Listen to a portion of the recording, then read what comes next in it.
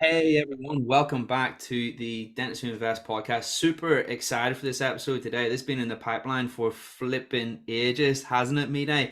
Two busy men Yeah, trying to align their schedules at zero fun whatsoever, but we finally got each other on this Zoom together. The stars have aligned, the universe has coalesced in this very moment, Mide, for this podcast that we have been waiting for. I'm excited. I hope you're excited as well.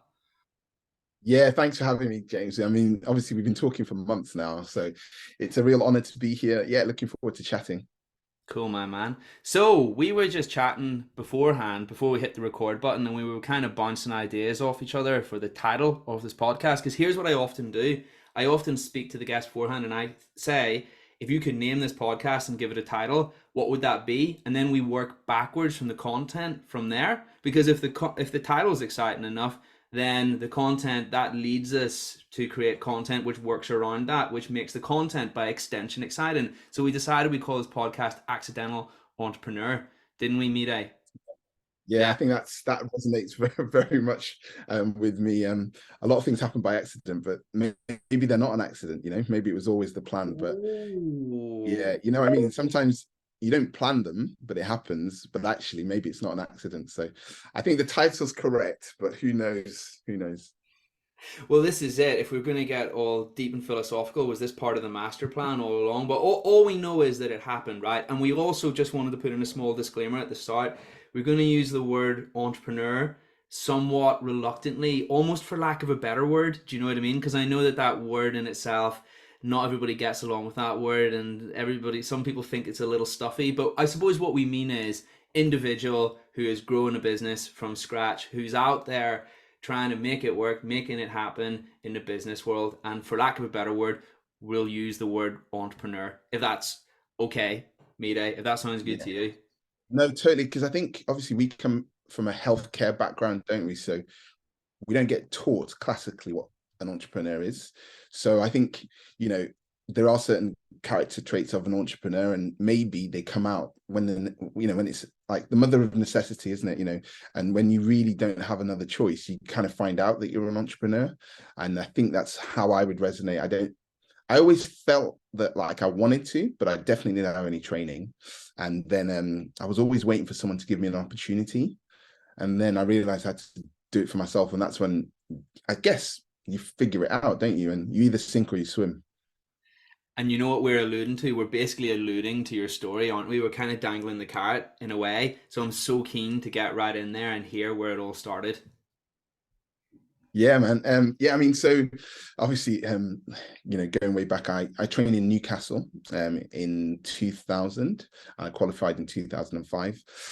Like many of us, university's that big melting pot, isn't it, of meeting people from different sort of races, places, different accents, of course, with the Geordies. And yeah, I had a great time. It was the perfect area for me because I was sort of, my parents lived in Lincolnshire, which there's not a lot going on there. And I moved to a bigger city. So it was the perfect balance. I think if I'd gone somewhere that was too big, I may not have flourished. Sorry, my little boy's just coming, so you might hear him screaming in the background.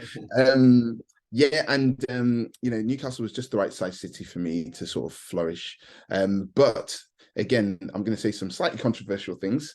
In the northeast, it's a very much an NHS focused dental experience. So hospital led NHS focus. So that model is very clear, and because of that, I think I've just learned how to be a good dentist. And then I'll never forget moving down south to the Surrey area, and I went for the interview, and I heard people talking about like money, and I was like, "What? £300 for a crown?" At the time, on my interview, somebody was like, "It's £300 for a crown." I was like, "No way, 300? How do you even say those words?" And it comes down to your character. My parents, for example, would never spend that kind of money on their teeth at the time, so it wasn't natural to me. So first you have to learn about yourself. You have to learn how to value yourself, know your worth. And truthfully, I'm sure this, James, you'll agree with this, but as a dentist, you're in a room with a nurse and a patient, and you don't know how to measure how good you are at anything.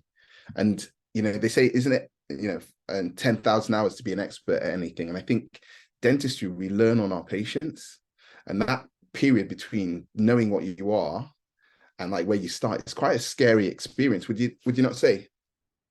Definitely. I remember when I went to private practice at the very start and the crowns were 650, and I'd only ever sold crowns at 250 my whole life because that was the NHS price.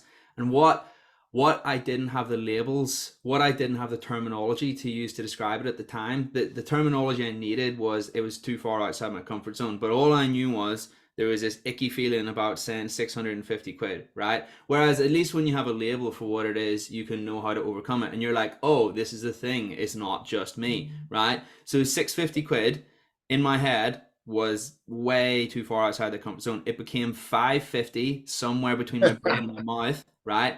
By the time it left my mouth, it was 450. Okay, right? That was the crown price. And here's the thing, Yeah, totally psychological. There's nothing yeah, physical stopping us saying 650 apart from the fact that we think it's too much unless yeah. we know and appreciate our value. Absolutely.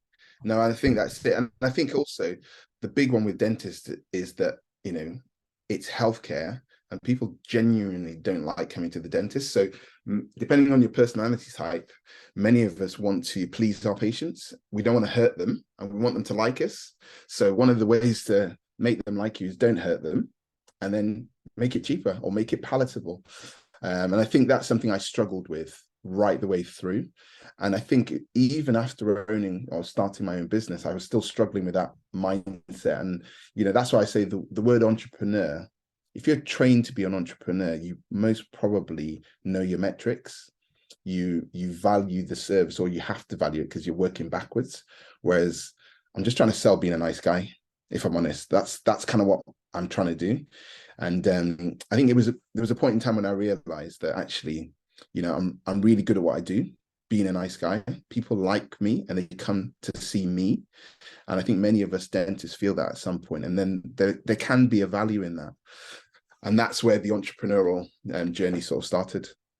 Okay, I'm all ears. And you know what? I have a terrible habit for jumping in with anecdotes from my own life on these exact things and the points in time where I learned these things. But people who listen to the podcast have already heard me waffle on, so I'm going to do exactly the opposite of that today and zip my lips and let you continue and tell everyone how these moments of inspiration came about for you, or what are these things that changed your thinking.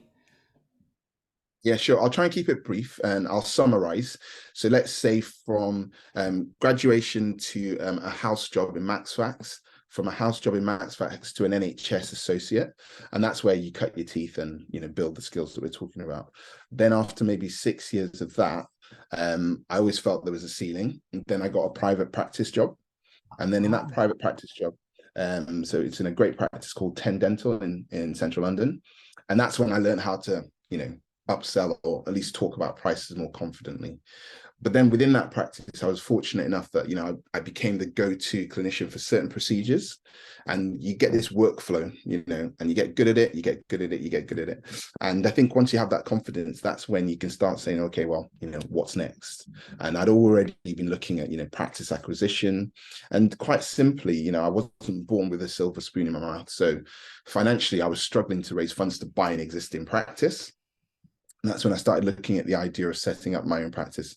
And at the time, there wasn't really much out there. There were a couple of courses and a couple of business coaches or mentors, And but everyone was, sorry to yeah. jump in. I'm just curious, circa what sort of time span was this? Like what year was this roughly? So this is 2015 All now. right, So okay. sort of 10 years qualified, Mhm. with a couple of years at house jobs, so sort of 8 years after. So I think I was around about early 30s, maybe 30, 31. Cool. And there was a reason actually that made me do all of this, because I was working for in a mixed practice at the time, and the owner sold the practice to like a mini corporate. And they often need to be like a trigger. And I was always waiting for someone to give me a leg up and say, oh, I'll help you out, or I'll make you the main associate, or I was always waiting for that validation. And then the owner of the business, I won't say names, but his son came into the business, and the way that he looked at me that day, like the son, was like, you're nothing. You're like I own you. And that was the trigger for me to go, hold on, I'm busting my gut here. I'm growing this business for your business. And yet I'm just a number, I'm just a metric. And that was the day I decided I'm not doing this anymore. And as I said, fast forward a few years, I put all my eggs in. I found an empty, disused Indian restaurant. It had been empty for 2 or 3 years. And again, we can go into the details later, but, there are certain metrics you need, location, footfall. But the big things, you need these kind of push and pull factors. You need more positives than negatives. And I think some people do like, draw like a graph or a diagram, and you weigh them all up. And, it was my wife that actually found this building, and she was like, you know what, I think this could work. And we went all in. We didn't have much money, as I said. We had actually remortgaged our house to do a loft extension. And I had this money in the bank, and I was like, right, I can do the loft and make my wife happy. Or I can put all that money into this business and hopefully make my wife happy eventually. And the Has that story happened is, yet? Has that happened yet? No, yeah, don't we're answer almost there. We're almost there. We're that. almost there. But no. And it was one of those sliding door moments. You can go one way, you can go left or right. I'm sure we've all watched that film, Sliding Doors. And I'm glad I did it. I'm glad I went through it. Is it easy? No. I mean, I've made so many mistakes. But the funny thing is, I keep making different mistakes. But what I've experienced, and I've enjoyed the journey. And as I said, I think there is a way, if you're good with people, there is a value in that. And I think as dentists, that can be an asset. And business as well. Like it's 90% dealing with people. Like, when I started doing all of this, I thought to myself, oh, well, it's just me and a laptop is less dealing with people than business, Yeah. than dentistry. Actually, it's more than ever. But here's the thing, I like that. I feel like that plays to my strengths. And I just wanted to say something on what you were saying earlier. That squeeze zone that you can put yourself in, right? Here's the thing, right? Most of us spend our whole life trying to avoid the squeeze zone where our back's against the wall, financially, knowledge wise, in terms of our business, right? Now here's the Yeah. thing. I'm referring to, when you were basically all in on this dental practice, right? By the way, special place in my heart for people who go all in business, okay? Special place in my heart because it's make or break, isn't it? It's sink or swim. You Oh know what yeah. I mean? And here's the thing, you might sink, okay? It mightn't work out, right?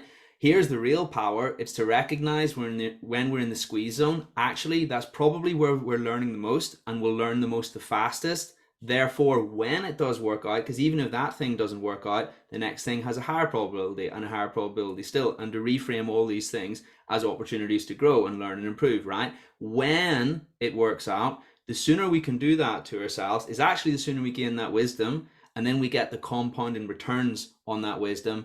And we're also more likely to be able to pull the business off and therefore unlock the compounding returns of business as well. Because one of the principles of compounding, the sooner we start, is the sooner we unlock the returns that are associated with that.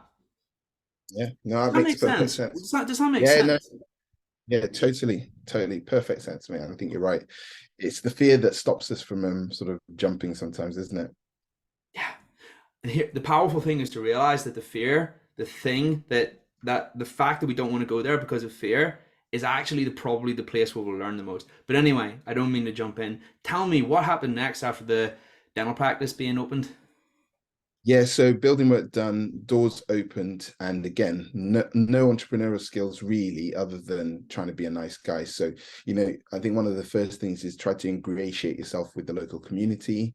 So we did everything, like leaflet drops, went to the local coffee shops, met the local estate agents, all of that. But the biggest thing with our business model was having a good location.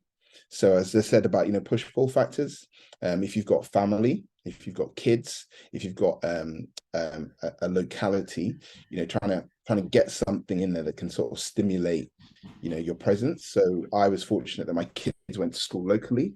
So I did a couple of talks with the school.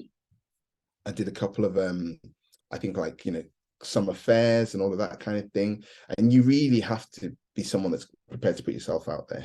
I don't think we can sit in our box in our surgery and expect people to just walk in. Of course, you can pay for marketing as well. We didn't do a lot of that actually initially because we just grew organically.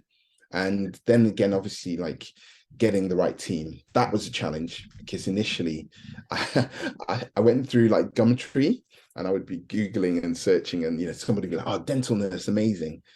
And there's a reason why they're putting their CVs on Gumtree probably. And I went through some, I mean, I could tell you some stories, man, of like people leaving halfway through the day saying that they had issues and they had problems. I had a crown prep straight after, no nurse, receptionist calling in, it's everything that you could imagine, it did happen. But again, it's just a journey. And one thing I think as well that I found really hard is I was too emotionally involved. I still am, but at the beginning it was because it's your baby and it means so much to you. When you realize that no one really can care as much as you, it's actually quite liberating because you're like, you see it from their side or you see it with their eyes. And even as an associate, I think as associates, no associate can, not that many associates care as much as a principal, right? What I mean by that is they've got to take care of themselves and their their patients, but there's so much more to it, and when you're an associate, when you're a principal, some of the things that you worry about, how many micro brushes have you used on this prep, little things, because it's just a crazy experience. So what I would say is that the first 2 years I ran the business like this, finger in the air, get more people in, treat as many of them as you can. Ultimately the best customer service I could offer. So we went the extra mile. We made sure the practice smells nice, looks nice, all of that kind of thing. Super clean, follow-ups, feedback, all of that we did well. And then actually 2 years into the practice, I realized that, okay, look, you can keep just trying to get more people in, or you can actually start structuring it like a business. So I'm very fortunate. I met a guy called Andy McDougall from a company called Spot On Finance. Oh yeah, he's a good guy. That is just a legend. I mean, he just helps. That's why I say accidental entrepreneur, because he's like, okay, well, you've done really well. You've got the business up to a point now, but is it a business? So then again, he's been working with me and my team. He's empowered my practice manager to start, looking at the metrics, looking at the numbers. And we're not perfect by any stretch. We're still very new as a business. We're 5 years in. But what we now have is we have someone to basically, and I think this is important for anyone that's going to do this kind of business, get it started on your own steam, but then start to streamline and delegate as well, because I'm not the best with all the numbers, for example. So my wife actually does a lot of our finance, and she deals with all the payments. And my practice manager deals with the HR and the CQC and the day-to-day. And I do the sort of the customer facing, and growing our reputation across different media and different streams. So yeah, that's kind of where we're at the moment. Very cool. So that's the whole practice side of things. And then, of course, there's this whole other hemisphere to what you do, which is Smile Fast. How did that come about? Because here's the thing, practice ownership, brilliant, amazing, so cool. Lots of dentists get into that. And then the Smile Fast is Yeah. like a really interesting voyage into the unknown because not many people tend to create something alongside their dental practice. What was the squeeze? What pushed you to create Smile Fast? What precipitated that action? Yeah, honestly, again, it's an accident, but I think, I'm a real big believer in, if you feel or see a problem, then somebody else will have the same problem. And I think, a bit of strength in numbers. I was doing clinical work a certain way, and it became quite laborious and quite stressful. Cosmetic dentistry is a thing. Okay. All the studies show that like more than 50% of people have a hang up about their teeth. So that's a huge market. So patients want a nicer smile. Many of them don't know how to get it. Many of them think it's going to be incredibly unaffordable. And then here's the thing, from the dentist side, we have the stress of achieving it. doing it consistently, and doing it in a way that our patients would like. So this is the problem that I had. You could either go down the ceramic route and prep the teeth, which has issues, and then obviously cost implications. And I was thinking, there's got to be another way using technology. There's got to be another way to make people's smiles better and more consistent. So I met Tom Seeley. Tom is just one of these really annoying dentists. He looks at a tooth and it turns into like the Mona Lisa. I hate him. When you That's not see it, fair. It's not fair, is it? no, it's not right, is it? But he's just a genius. But the problem is for Tom, even though he was an incredibly talented dentist, the time that it was taking to achieve these kind of consistent results meant that it wasn't profitable. So we have two sides of the same problem. We've got to get a solution where we can do it better, but actually it's got to work. So that's how SmileFast started. So Tom and I sat down and, I was sort of trying to think of it from the business side of things and saying, well, actually, on a day-to-day practice, this is what I need. I need a portal where I can submit my cases, where I can discuss cases, I can plan cases. From there, I need a workflow. And that's how sort of SmileFast came. And then Tom would be in his shed. I think he's still got the shed. And he would go and say, oh, maybe if we make it like this, if we can do this and do that. And then with the digital dentistry, we were able to create, the first iteration of the SmileFast stent. Tried it on, actually, I think it was a practice manager at the time. She wasn't happy with her teeth.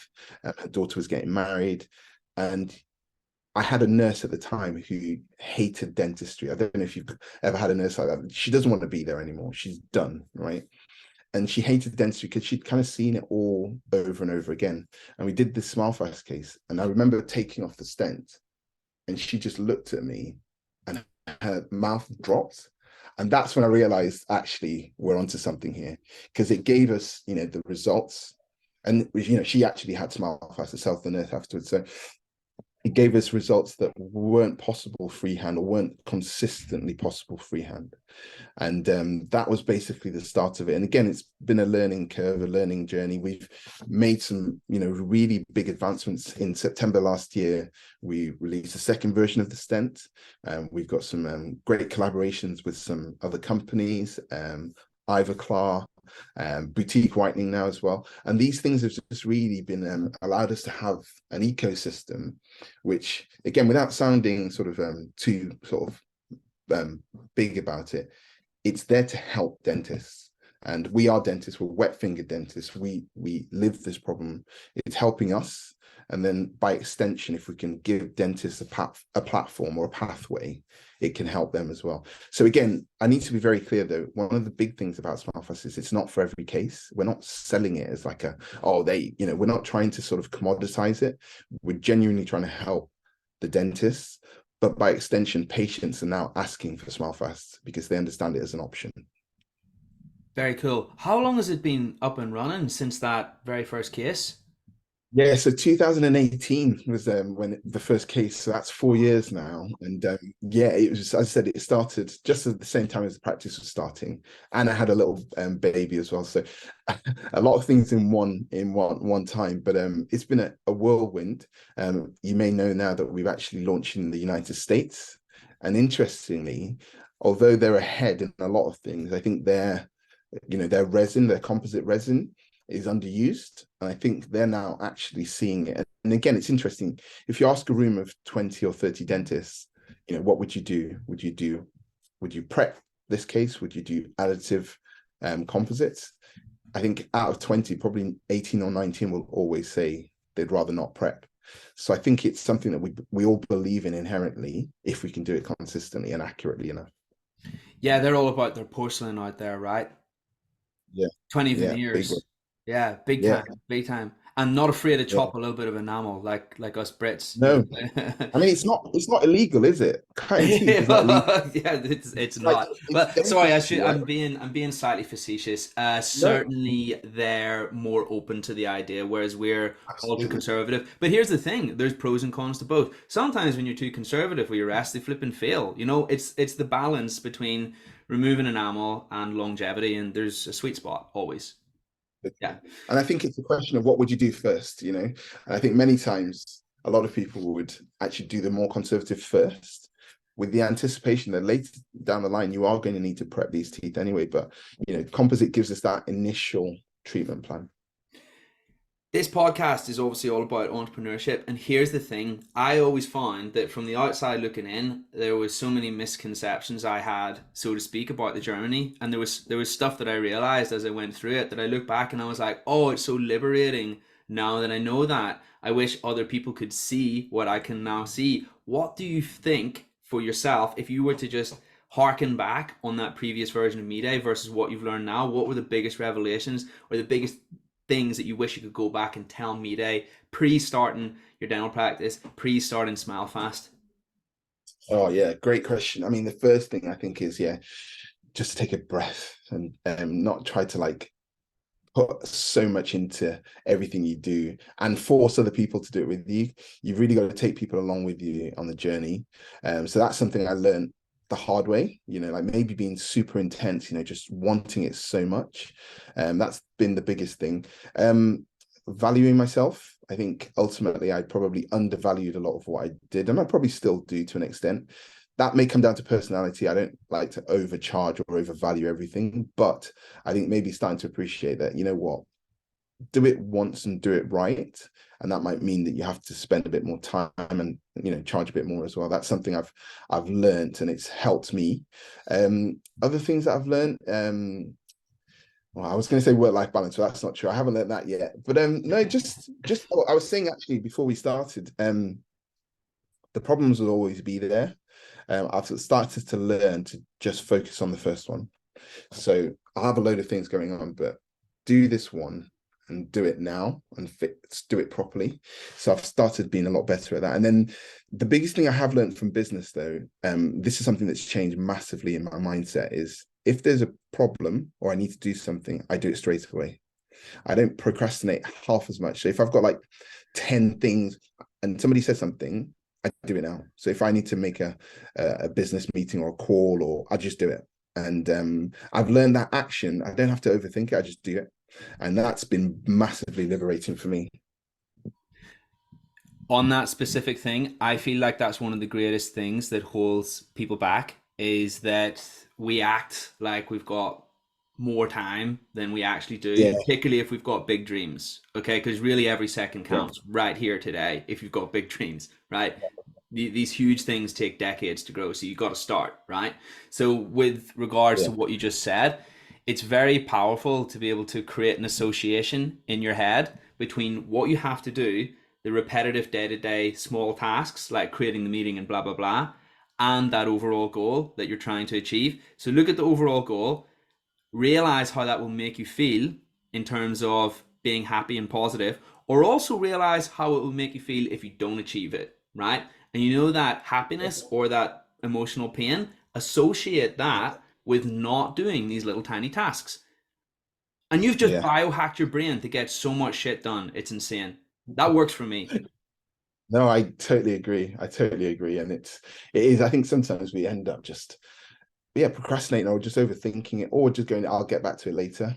I just do it and then it's done. And then I move on.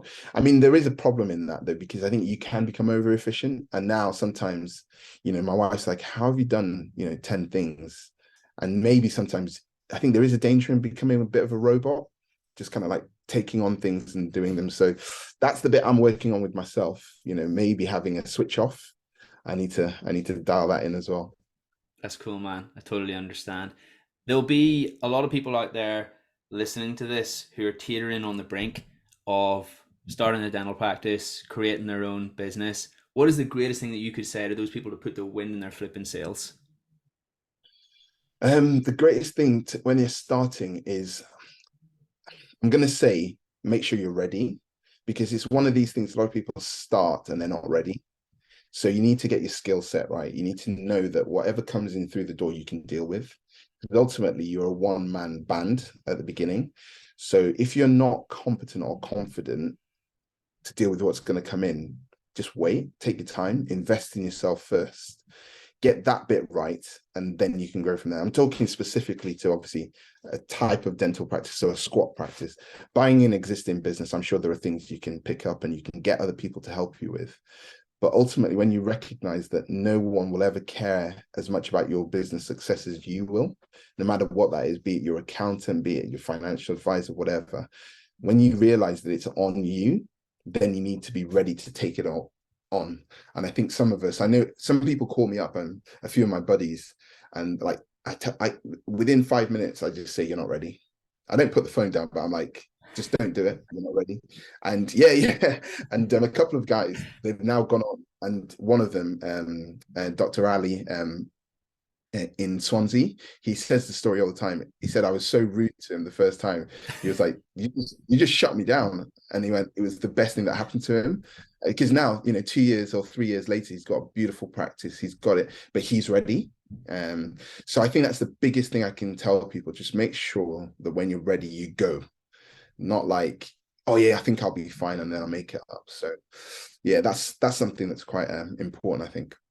It's cool, man. Thanks so much. I love these sorts of podcasts where I have someone who's been successful in business and achieved things as my guest, because when we speak on a specific subject which has been relevant to your success, then what it means is your words carry gravity because you've literally walked in those shoes, and you can't get that wisdom from anywhere else. And I feel like that's why Dentistry Invest and the podcast and all of the stuff that we do on there bring this totally different angle of education to dentistry, because like I say, otherwise these stories just don't get told and this wisdom never gets imparted. So thank you for that.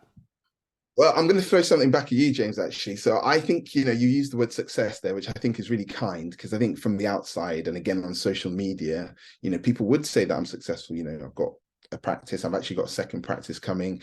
I've got Smile Fast, and what is success? I mean, financial success, emotional success. I think the truth is, this is why, I'm really glad that we're talking with you, because the reason I gravitate to you a lot is actually success and financial freedom, as you've mentioned, before, is actually really important. And I think there's a lot of us that work too hard or work incredibly hard. I do believe that mental health in dentistry is the thing. Can you think of another industry where you have to deal with 20 to 30 clients a day in a high level stressful procedure, and then you have to do an operation on them, then they have to pay you, then they have to be happy with the service, then you have to manage your nurse and your receptionist? It's mental. It's really crazy. There'll be other industries where a lawyer, you sit on a phone. I mean, you have your stresses, of course you do, but you're not dealing with 20 or 30 clients doing the same procedure. And then the fact is, you can get sued if you do it wrong. So dentistry is a unique, and it's a crazy industry. And I think success, I think I'd probably say, James, I'm not completely successful. I need to learn from you. I need to learn how I can make, financial bits of financial success actually make my life better. And I think that's where I'm still in the journey. Working harder doesn't mean happier or smarter. So I just thought I'd mention that, because I really admire you for what you're doing, because I think you're giving people, like, a different way, especially in our healthcare industry. Thanks, bro. That really means a lot. And I think you've highlighted something really important there, which is what is success, right? And here's the thing, unless we make a conscious decision about what our success looks like, here's what happens. We're inadvertently following someone else's predetermined idea of success for us. And what does Yeah, that mean? What does that mean? It means that we might be working in someone else's business, building their business, consistently contributing to a savings account because we feel like we should, or someone has imposed that idea upon us or suggested it to us, and we kind of are semi-conscious. We semi-consciously think, oh, well, that sounds like a good idea. That's what everybody else is doing. But is that what we want? You with yeah, me? Yeah? yeah, And you're totally. right. Yeah, Life is about happiness, first and foremost. It just so happens that when we increase our wealth is one of the simplest ways to get back our time, which allows us to do the things that we want and therefore are more likely to be happy. The point is not having the money, so to speak. The point is what we can use the money to obtain. Are you with me? And it just so happens that understanding financial freedom and the methods that we can use to get there are the best way that we can achieve that goal, and therefore, by extension, the things in life that make us happy. Boom. yeah, no, So, long story absolutely. short, just to build on what you said, right? Best way to determine success is to figure out what it looks for you. Write it the hell down if you want to. Write the bullet points down, right? And then work back from there. Yeah, couldn't agree more, man. Mic drop. Boom. Boom! Mita, you've been so flipping generous with your time today. Any parting words of wisdom? Thank you so much for coming on. Um, Parting words of wisdom. No, I think you've just said it there. I think happiness. The thing that makes me happiest in my life is seeing my family grow, my family thrive. And actually, there is one thing that I do like to sort of finish with. I'm building this up now, so it better be good. But anybody can be anything that they want to be. That's like the biggest thing in my life. It's again, like it's seismic. I didn't realize it. Don't let your situation limit what you can be. It doesn't matter what you are, who you are, the color of your skin, the accent that you've got, your hair color. You can be anything. And I think ultimately that's my big thing, to just empower people. Obviously, as a young Black man, I found it challenging at times. I'm not going to lie, but actually it didn't mean that I couldn't do it. One of the things I do realize, though, for anybody is that you often need to see somebody that kind of looks or sounds or, talks a little bit like you to make you realize it's possible. So, both for, young women, to be successful in business, or for men, I just wanted to sort of leave with that sort of mindset that you can be whatever you want to be. And I think once people realize that you can do it, it might be hard, but it's possible. I think it's quite an empowering thing. I'm vibing with that, mate. I'm feeling the flipping love, bro. Thank you so much. That was awesome. Thank you so much, Yeah. dude. We're gonna end it right there. Much love, my man. We'll catch up really soon. Cheers, man. Thank you so much, bro. Cheers. Bye.